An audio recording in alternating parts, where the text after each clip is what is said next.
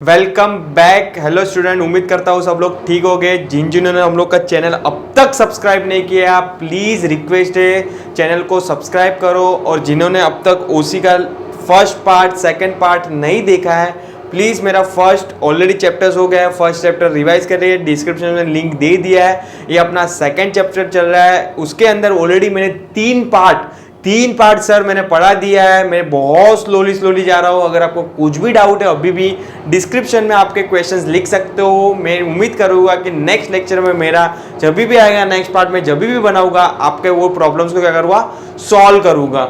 Yes, मैंने already 3 part बना दिए ये चैप्टर्स के अंदर, फंक्शंस ऑफ मैनेजमेंट के अंदर। उसके अंदर फर्स्ट पार्ट के अंदर मैंने डिफरेंस बिटवीन पढ़ाया था कि भाई क्या डिफरेंस है ये 6 में। ऑलरेडी जिसने अभी मेरा वो फर्स्ट पार्ट नहीं देखा है, रिक्वेस्ट है फ्रेंड्स, प्लीज़ आप पहले मेरा वो पार्ट देखे, डिस्क्रिप्शन में ऑलरेडी लिंक दे दिया है। बाद में सेकंड पार्ट देखे, थर्ड पार्ट देखे, बाद में ही फोर्थ पार्ट पे जंप लगाए। यस, फोर्थ पार्ट के अंदर अभी ये वाले पार्ट के अंदर अपन पढ़ने वाले हैं what you mean by coordinating and coordinating के इंपॉर्टेंस पढ़ने वाले हैं। उसके बाद अपन पढ़ेंगे, इसके बाद कंट्रोलिंग जो लास्ट होगा, उसके बाद उसके इंपॉर्टेंस पढ़ेंगे। ये पढ़ के अपन चैप्टर को वाइंडिंग अप करेंगे। यस, चलो फटाफट शुरू करते हैं। What you mean by coordinating. देखो, what you mean by coordinating is nothing but discussion, वार्तालाप। आपको कम्युनिकेशन कंटिन्यूस करना है throughout the organization from top level to till bottom level तक। ठीक है, चलो कोऑर्डिनेशन करते हैं। Coordination between different functions and all the level of employee is the essence. Essence का मतलब यहाँ पे होता है importance of the organisation success. It is an integration of the different activity which is essential for their smooth flow। देखो, कोई भी organisation का बिजनेस स्मूथली रन करना है तो कम्युनिकेशन कंटिन्यूअस करते रहना है। It is a established harmony among all the activity of an organization in achieving the desired goal। In an organization, a number of persons are working together to achieve a common goal। Their work is closely linked with each other। देखो, organisation में ना हर एक की activity, production, cell, purchase, सबकी activity कहाँ ना कहाँ connected होती है एक दूसरे से। तो सब लोग को, सब लेवल ऑफ मैनेजमेंट को और सब डिपार्टमेंट को क्या करना है, कम्युनिकेट करते रहना है एक दूसरे से। Getting my point? Therefore, it is become necessary to bring together the group of efforts and harmonious team carefully। Coordination will not exist unless the efforts are taken to achieve it। Coordination is an integration. देखो, integration का मतलब मैंने already तुम लोग को बोल दिया है। इंटीग्रेशन का नथिंग बट मतलब क्या होता है, एक साथ एकजुट होकर तुम लोगों को क्या करना है, टीम वर्क करना है, like team spirit and synchronisation of the efforts of an organisation so as to provide unit of activity action of our organisation goal. It is an hidden force which binds all the other functions of the management. I hope तुम लोग को basic मतलब मालूम हो गया रहेगा what you mean by coordination. Definition यहाँ पे 3 दिए हैं, आप किसी भी एक ऑथर का लिख के आ सकते हो एग्जाम में। मैं डायरेक्ट शुरू कर रहा हूँ। Importance of the coordinations. Need for coordination arise out of the fact that different elements and efforts of an organisation are to be harmonised and unified to achieve the common objective. Importance of coordination be discuss as follow. पहला देखते हैं, 1 bye 1 अपन देखते हैं कि क्या क्या importance है coordination के। पहले ही इंपॉर्टेंस इन लोग ने दे दिया है, एनकरेज टीम स्पिरिट। भाई मैंने तुम लोग को जस्ट बोला मीनिंग के अंदर कि थ्रू आउट द ऑर्गेनाइजेशन को क्या करना है, डिस्कशन करना है। अगर तुम लोग का स्मूथ रनिंग ऑफ बिजनेस करना है तो एवरी लेवल ऑफ मैनेजमेंट को क्या करना है, डिस्कशन करते रहना है एक दूसरे से। ऑलरेडी अपन ने मीनिंग में भी पढ़ा था कि एवरी लेवल ऑफ एक्टिविटी क्या होती है, कंपनी की जो भी एक्टिविटी होती है, दो सब एक दूसरे से क्या होती है, इंटरकनेक्टेड होती है। ठीक है, तो पहला है एनकरेज टीम स्पिरिट। एक टीम के थ्रू क्या क्या करना है, तुम लोग को काम करना है। Yes, in organisation group of individual works together, there may be existence of the conflict dispute between the individual, department and employer and employee regarding the organization policy, role and responsibility, etc. Coordination arrange the work in a such a way that minimum conflict arise। It increase the team spirit at a work place. अगर तुम लोग जो proper coordination करोगे organisation के अंदर, sub level of management का proper क्या करेगा, कोऑर्डिनेशन करेगा, कम्युनिकेशन करेगा, तो जो भी डाउट, डिफिकल्टी है, कॉन्फ्लिक्ट है, वो क्या हो जाएगा, खत्म हो जाएगा। ठीक है, चलो सेकंड क्या बोलता है, गिव प्रॉपर डायरेक्शंस। कोऑर्डिनेशन का मतलब ये नहीं कि खाली वार्तालाप करना, टॉप लेवल मैनेजमेंट को मिडिल लेवल को प्रॉपर डायरेक्शन करना है और मिडिल लेवल मैनेजमेंट को लोअर लेवल मैनेजमेंट को क्या करना है, प्रॉपर डायरेक्शन देना है. Is nothing but give proper direction. Coordination integrated departmental activity for achieving the common goal of the organization. The work is arranged in a very systematic way. The interdependent of the departmental give proper direction to the employees. मैंने तुम लोगों को पहले बोला सब activity क्या होती है, डिपेंडेंट होती है एक दूसरे पे, कोई भी ऐसी एक्टिविटी इंडिपेंडेंट होती नहीं है. Third, facilitate motivation. कोऑर्डिनेशन का मतलब होता है इज लाइक कम्युनिकेशन. जैसे कि डायरेक्शन के अंदर भी अपन ने पढ़ा था, डायरेक्शन का नथिंग मतलब क्या होता है, कम्युनिकेशन करना है, मोटिवेट करना है अपने एम्प्लॉयज को. तो ये रोल क्या है, सुपीरियर का होता है कि भाई वो अपने एम्प्लॉयज को क्या करना है, मोटिवेट करते रहना है इन टर्म ऑफ द या तो फाइनेंशियल या तो non financial. Yes, coordination motivate the employee to take the initiative while completing their assigned task. And effective coordination increasing the efficiency and result into the growth and prosperity of the organization. अगर तुम लोग का communication coordination अगर proper हुआ तो no doubt काम smoothly तो निकल जाएगा, प्लस इफेक्टिव मैनर से क्या हो जाएगा, काम निकल जाएगा और ultimately wastage of time, wastage of resources क्या हो जाएंगे, कम हो जाएगा और अल्टीमेटली ऑर्गेनाइजेशन गोल क्या होगा, अचीव हो जाएगा. A prosperous organization ensure job security, higher income, promotions and incentives. Such monetary and non-monetary incentive provide a job security and motivate the employee for hard work. मैं तुम लोग को डे 1 से बोलते आ रहा हूँ कि कोई भी एम्प्लॉयज को अगर हार्ड वर्क करवाना है तो उसको मोटिवेट करते रहना है, या तो फाइनेंशियल मतलब मॉनेटरी, या तो नॉन फाइनेंशियल या तो नॉन मॉनेटरी. यस, चलो नेक्स्ट सर वापस से सेम कहा गया point, optimum utilisation of resources. ये सब अंदर सबके पॉइंट्स के अंदर सब फंक्शन ऑफ मैनेजमेंट के अंदर ये इंपॉर्टेंस हो, ये ही मतलब ये वाला पॉइंट तो आपको मिस आउट करना ही नहीं है. क्या लिखा है, ऑप्टिमम यूटिलाइजेशन ऑफ रिसोर्सेज. आपको जो भी रिसोर्सेज दिया है आप उसका क्या करना है, मैक्सिमम यूटिलाइजेशन करना है. देखते हैं, manager try to integrate all the resources systematically. It helps in utilising the all the available resources at optimum level. Coordination also helps to minimise the wastage of resources and control the cost of work. मतलब manager को ध्यान में रखना है कि भाई खर्चा कम हो और मैक्सिमम यूटिलाइजेशन ऑफ द क्या हो, रिसोर्सेज हो. नेक्स्ट पॉइंट, अपन जो भी प्लानिंग, ऑर्गेनाइजिंग, डायरेक्टिंग, कोऑर्डिनेटिंग जो भी सब चीज़ कर रहे हैं वो किसके लिए कर रहे हैं, टू अचीव द ऑर्गेनाइजेशन गोल. तो नेक्स्ट पॉइंट हो जाएगा अपना अचीव ऑर्गेनाइजेशन गोल. और coordination leads to minimise the wastage of material, idle time of the employees, delay in completing of targets, departmental dispute et cetera to a large extent. It ensures a smooth working of organization in process of achieving the objective of the organization. I hope तुम लोग को ये point clear है. Next point क्या बोलता है, improve relationship. Relation का मतलब होता है एक लाइक अ फैमिली. अगर तुम लोग प्रॉपर कोऑर्डिनेशन करोगे, अगर टॉप लेवल मैनेजमेंट वाले अगर कोई ईगो नहीं दिखा रहा है, प्रॉपर रिस्पॉन्स कर रहा है, वो भी टाइमली रिस्पॉन्स कर रहा है, नथिंग बट कहा ना का रिलेशन क्या हो गए, प्रॉपर हो गए और इंप्रूव हो गए. क्या बॉन्डिंग बनेगा एक किसके अंदर, ऑर्गेनाइजेशन के अंदर. Coordination develop the cordial relationship between the all the level of management of an organisation. Every departmental depends on the functions of other department. मैंने तुम लोगों को पहले ही बोला है कि ऑर्गेनाइजेशन के अंदर कोई इंडिविजुअल काम करता नहीं है और इंडिविजुअल के साथ इंडिपेंडेंट काम नहीं करता. Every activity in the organisation are depend on the other activity of the organisation. मतलब एक एक्टिविटी ऑफ द ऑर्गेनाइजेशन वो डिपेंड होता है दूसरी एक्टिविटी ऑफ द ऑर्गेनाइजेशन के अंदर. फॉर एग्जाम्पल, यहाँ पे एक एग्जाम्पल भी दिया है इन लोग ने, sales department work accordingly to the production department. Of course sales department उसके अकॉर्डिंगली सेल लेगा कि भाई अपने पास प्रोडक्शन पड़ा है कि नहीं. वो तभी पॉसिबल है कि जब भी प्रॉपर कम्युनिकेशन होगा किसके बीच में, प्रोडक्शन और सेल्स के बीच में.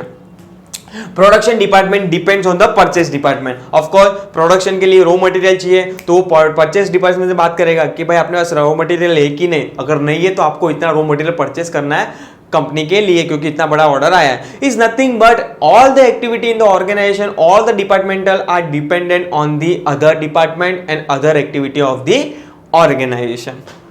Coordination helps to employee to build a strong relationship among them and achieve the given target.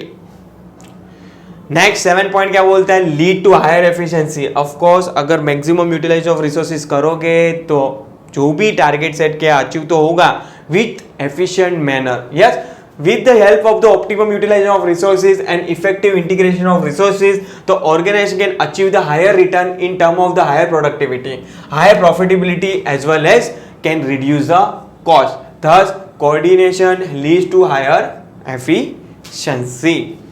Next है इम्प्रूव गुडविल. देखो अगर आप maximum utilisation of resources use कर रहे हो, प्लस नो डाउट अगर मैक्सिमम यूटिलाइजेशन रिसोर्सेज किया तो एफिशिएंट काम निकल के आएगा, एफिशिएंट के साथ गुड क्वालिटी का काम निकल के आएगा और अल्टीमेटली कंपनी का नाम क्या होगा, बढ़ेगा. नेक्स्ट पॉइंट हो जाएगा improve goodwill.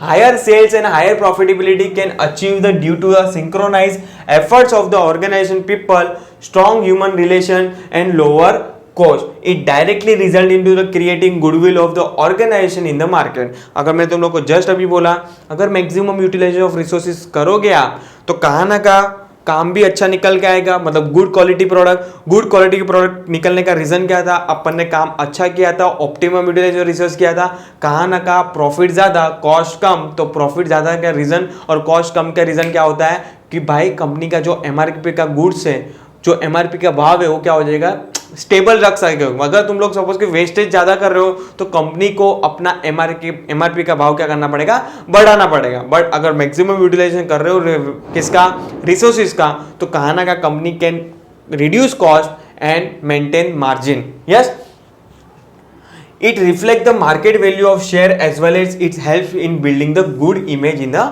Society. Next point 9 point बोलता है यूनिटी ऑफ डायरेक्शन. देखते हैं इसके अंदर क्या लिखा है. Different activity are perform by the different departmental, coordination harmonise this activity for achieving the common goal of the organisation. देखो एक ही डिपार्टमेंट के अंदर सब लोग काम नहीं करते, 10 डिपार्टमेंट होता है ऑर्गेनाइजेशन के अंदर और 10 अलग अलग एक्टिविटी करते हैं, तो उसके लिए प्रॉपर कोऑर्डिनेशन होना जरूरी है ऑर्गेनाइजेशन के अंदर to achieve the organisation goal. Thus, coordination give the proper direction to all the department of the organization. और लास्ट दिया है specialization.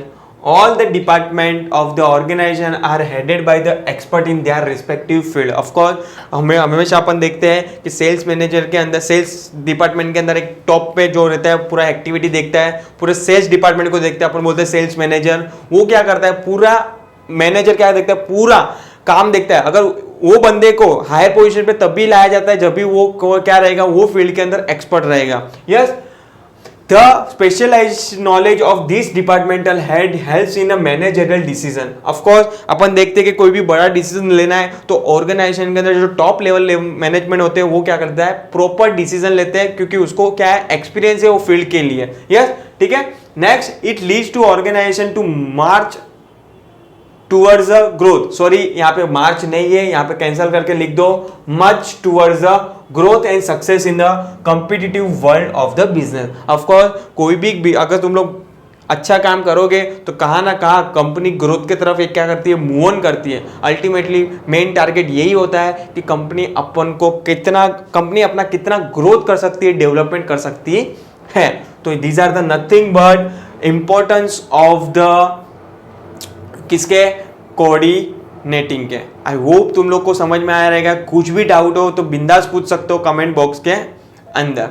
यस, चलो अभी लास्ट अपना फंक्शंस ऑफ मैनेजमेंट के अंदर है controlling. Sir what you mean by controlling? Controlling का यहाँ पे मतलब होता है कंट्रोल.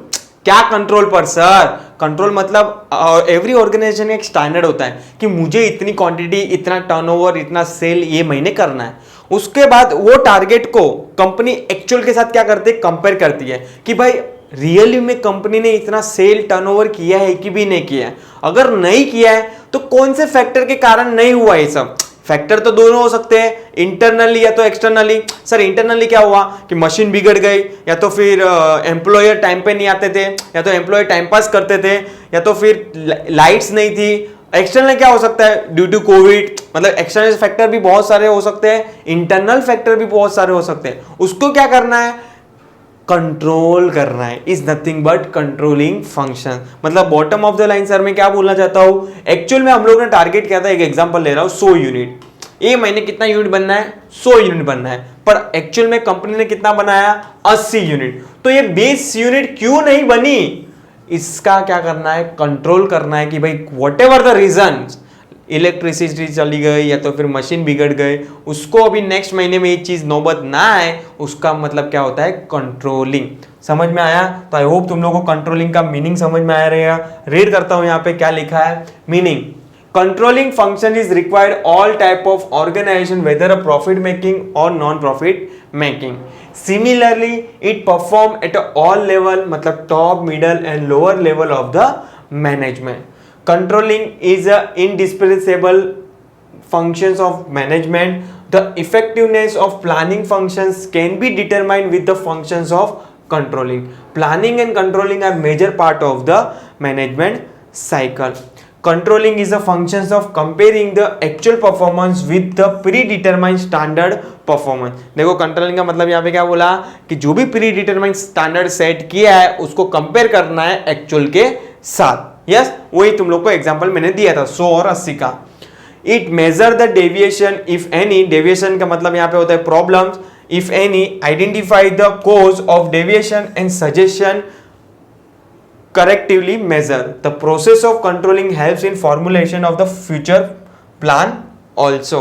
यहाँ पे एक प्रोसेस दिया है कंट्रोलिंग का कि कैसे कंट्रोलिंग होता है। देखो यहाँ पे एक स्टैंडर्ड होता है, एक टारगेट सेट करते हैं, उसके बाद मेजर्स करते हैं परफॉर्मेंस, मतलब कंपैरिजन, फाइंड डेविएशन, डेविएशन का मतलब एक फाइंडिंग आउट करते हैं कि क्या क्या प्रॉब्लम से अपने को टारगेट तक नहीं पहुंच पाए, बाद में एनालिसिस करते हैं वो प्रॉब्लम्स को, बाद में उस पर करेक्टिव एक्शंस लेते हैं और बाद में रिजल्ट्स आता है। यस, ठीक है, नथिंग बट एक स्मॉल डायग्राम जैसे तुम लोग को समझाया है। यस, चलो डेफिनेशंस आई होप तुम लोग के हिसाब से पढ़ लेना। अपन चालू करते हैं आज लास्ट क्वेश्चंस ये चैप्टर्स का और ये पार्ट का, जो है इंपॉर्टेंस ऑफ कंट्रोलिंग। देखते हैं क्या क्या इंपॉर्टेंस दिया है। Controlling is an important in maintaining standard and to achieve the desired goal effectively and efficiently. देखो स्टैंडर्ड क्यों सेट करते हैं? अरे भाई स्टैंडर्ड तो सेट करना ही पड़ेगा ना, वरना कौन आके क्या काम करके जाएगा। अगर without any standard, without any target अगर आप प्रिपरेशन करने बैठ रहे हो एग्जाम में, मतलब आपका कोई प्लानिंग है ही नहीं। अगर तुम लोग को सपोज के टारगेट है कि 80% है, मतलब अगर आपने टारगेट सेट किया है तो आप उसके पीछे लग जाओगे। विदाउट प्लानिंग आप कुछ पढ़ रहे हो तो आपका कोई प्लानिंग नहीं रहेगा, तो आप विदाउट प्लानिंग कुछ भी पढ़ोगे, कौन सा भी सब्जेक्ट पढ़ोगे और आपको कोई लेना देना नहीं कि कितना परसेंटेज भी आए। यार ऐसा करना नहीं है। यस, तो ऑर्गेनाइजेशन के अंदर भी स्टैंडर्ड सेट होता है। विदाउट कोई स्टैंडर्ड कौन क्या काम कर रहा है, कभी कर रहा है, वो कुछ मालूम गिरता नहीं है। तो हमेशा स्टैंडर्ड को क्या करना है, सेट करके रखना है। Controlling is an important in maintaining a standard and to achieve the desired goal effectively and efficiently. It is a function of checking the performance of the employee at every stage of their work in the process. The importance of controlling function is an organization is as follow. देखते हैं one by one के कौन से importance दिए है for controlling के अंदर। First है fulfilment of goals of organisation. Of course कोई भी ऑर्गेनाइजेशन का पहला गोल क्या होता है, to achieve the organisation goal. Controlling is a function of measuring the performance at every possible stage, finding out the deviations if any and taking corrective actions accordingly to plan the activity for the organization. Thus it helps in fulfilling the organization goal. देखो every organisation में certain problems आते हैं, वो problems वो deviation को कैसे solve करेंगे और कैसे ऑर्गेनाइजेशन गोल अचीव करेंगे is nothing but fulfilment of the goal of the organisation. I hope first point आपको क्लियर है इंपॉर्टेंस के अंदर। सेकंड पॉइंट क्या बोलता है, making efficient utilisation of resources. देखो ये वाला पॉइंट सबके अंदर आया था, प्लानिंग, ऑर्गेनाइजिंग, स्टाफिंग, डायरेक्टिंग, अभी कंट्रोलिंग में भी ये फंक्शन आ रहा है। मतलब ये वाला पॉइंट्स आपको याद रखना है जब भी आप इंपॉर्टेंस लिखोगे। उसके अंदर क्या लिखा है, making efficient utilisation of resources. जो भी रिसोर्सेज अपने पास है, ऑर्गेनाइजेशन पास है, ह्यूमन या तो नॉन ह्यूमन, उसका यूटिलाइजेशन कैसे करना है, मैक्सिमम करना है। अगर आप मैक्सिमम यूटिलाइजेशन करोगे, एफिशिएंसी अच्छी निकल के आएगी, प्रोडक्टिविटी अच्छी निकल के आएगी, कंपनी का प्रॉफिट ज्यादा, वेस्ट कम। देखते हैं, various technique are used by the manager to reduce the waste of material and spoilage of other resources. Standard are set for every performance, employ have to follow this standard. As the effect of this, the resources are used by the employee in the most efficient and effective manner as to achieve the organization objective. I hope तुम लोग को दोनों point clear है। अगर कुछ भी doubt है तो आप कमेंट सेक्शन में डाल देना कि सर ये समझ में नहीं आया। मैं नेक्स्ट लेक्चर में, मेरा भी नेक्स्ट पार्ट जो भी बनेगा आपका वो डाउट्स क्या करूंगा, सॉल्व करूंगा। यस चलो थर्ड इंपॉर्टेंस क्या बोलता है, एक्यूरेसी ऑफ स्टैंडर्ड। ए भाई जो भी स्टैंडर्ड सेट कर रहे हो ना उसका एक्यूरेसी होना चाहिए, तेरे लिए चांद तारे तोड़ लाऊंगा, दिस आर नॉट एक्यूरेसी। मतलब जो भी स्टैंडर्ड सेट कर रहे हो एक्चुअल में उस पर क्या करना है, पॉसिबल होना जरूरी है। तो क्या है, accuracy of standard. And efficient control system helps the management in judging the accuracy of standard whether they are accurate और not. Controlling means are flexible so some extent. So after reviewing them according to the changing circumstances, they are revised from the time to time, which is been beneficial for checking a performance accurately. अगर तुम लोग को check करना है कि ये standard हम लोग ने फ्रेंडली कि भाई जेन्युइनली एज टारगेट हम लोग ने क्या किया है, सेट किया है और पॉसिबल भी है। अगर सपोज कि फॉर एग्जांपल कोई ऐसा स्टैंडर्ड आप सेट कर रहे हो जो पॉसिबल ही नहीं है अचीव करना और आप क्या कर रहे हो, सेट कर रहे हो, तो this are the not accuracy of standard. Next, motivate employ. मैंने तुम लोग को पहले बोल रहा हूं, डे 1 से बोलते आ रहा हूं कि अगर आपको मोटिवेट करना है अपने एम्प्लॉयज को तो दो वे है, या तो आप फाइनेंशियली मोटिवेट करो या तो नॉन फाइनेंशियल मोटिवेट कर सकते हो।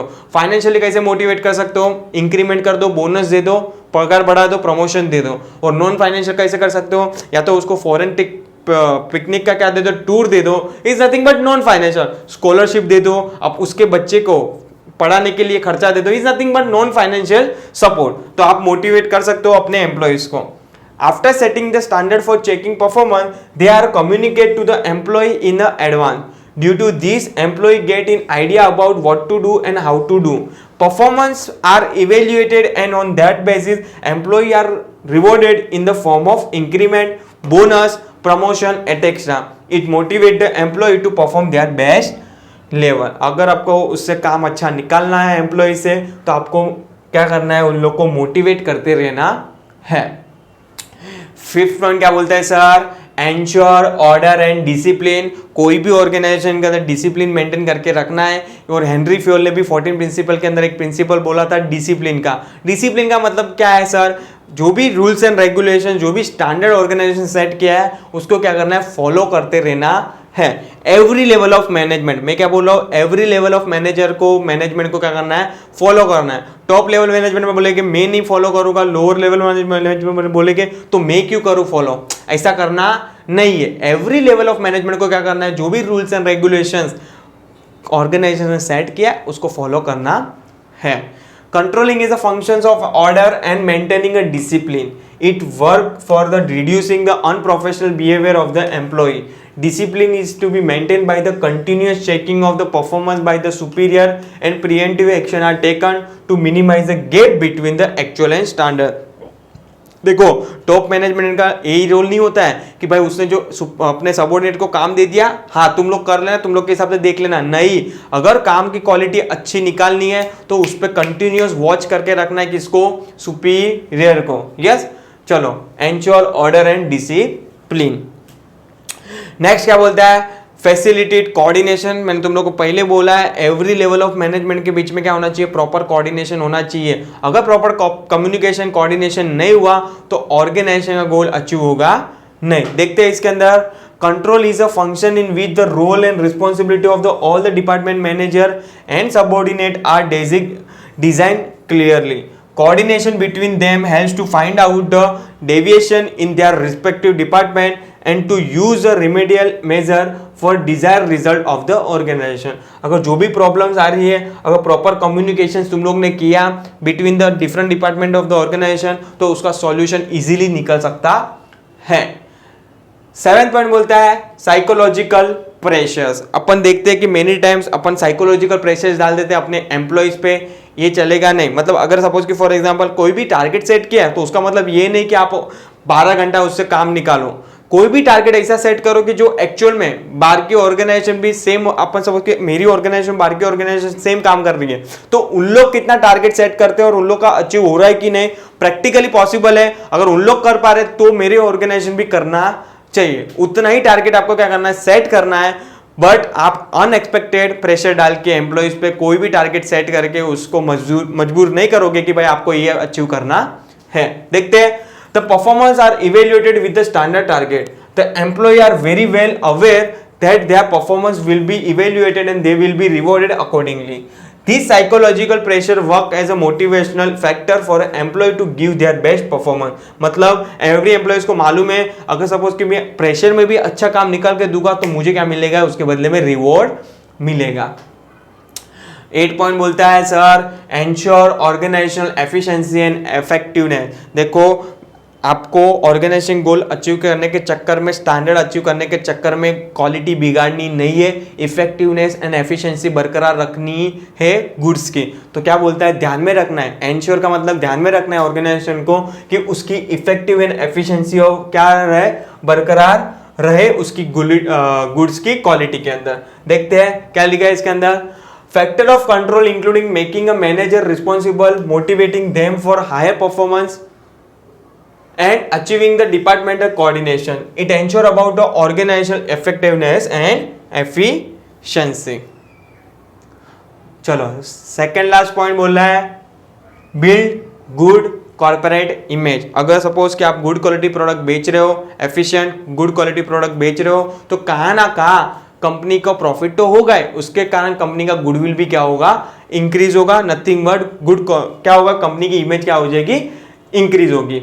Controlling functions helps in improve the overall performance of the organization.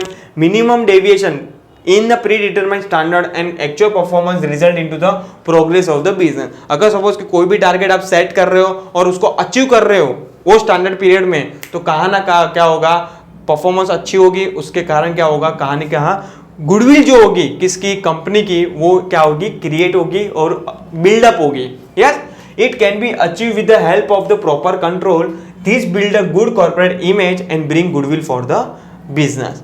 और लास्ट है ये पॉइंट का, ये चैप्टर्स का और इसका कंट्रोलिंग का इंपॉर्टेंस क्या है, act as a guide.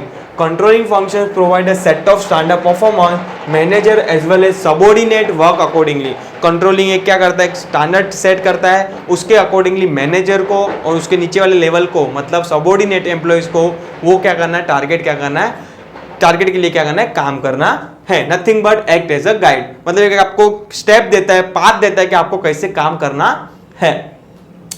Whenever necessary, they can take a help of this standard and can achieve the desired result. Thus, controlling functions act as a guide of everyone.